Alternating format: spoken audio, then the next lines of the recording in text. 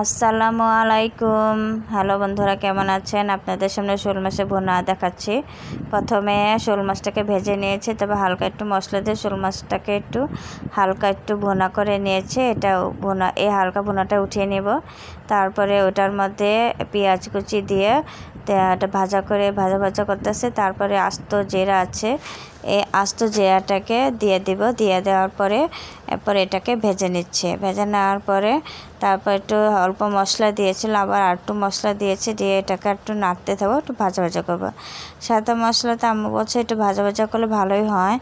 তবে এটাকে ভালো করে ভাজা করার পরে একটু হলুদি গুঁড়ো পরিমাণ মতো মরিচের গুঁড়া দিব।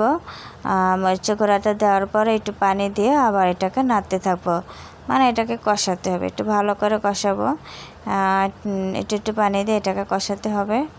তারপরে আমরা একটা গরম মশলা গুঁড়া, তারপরে জিরা গুঁড়া, ধনিয়া গুঁড়া দিয়েছি। আপনার জিরা গুঁড়া নাও দিতে পারেন, জিরা গুঁড়া এর আগে দিয়ে দেওয়া হয়েছে, স্কিপ করতে পারেন আপনারা। এরপর এটাকে পানি দিয়ে দিয়েছি। পানি দেওয়ার পর এটাকে ভালো করে নাড়তে থাকবো, সুন্দরভাবে কষিয়ে নেব এটাকে। তারপরে আমরা টমেটোগুলারে ফালি করেছিলাম, টমেটোগুলো ফালি করে তারপরে আমরা এটাকে দিয়ে দেবো টমেটো। আপনার টমেটো দিয়ে শোল মাছের ভুনা খেতে খুব ভালো লাগে। তারপরে আমরা একটু পরিমাণ মতো লবণ দিয়েছি। লবণটা দেওয়ার পর এরপর আমরা ফালিগুলো দিয়ে দেব।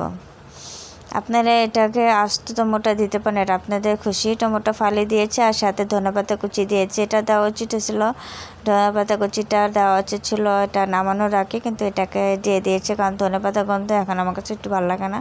আগে একটু ভালো হতো, এখন ভালো লাগে না।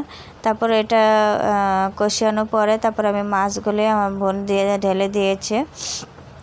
এই মানে হালকা ভুনা করা মাছগুলো দিয়েছে, কারণ এই মাছটা আপনার না ভেজে এটার হালকা ভুনা করে আলাদা রাখতে হয়। তারপরে আবার এটা এর মধ্যে মশলা কষিয়ে এরপরে মাছটা আপনারা দিয়ে দেবেন, তাহলে খেতে খুব ভালো লাগবে।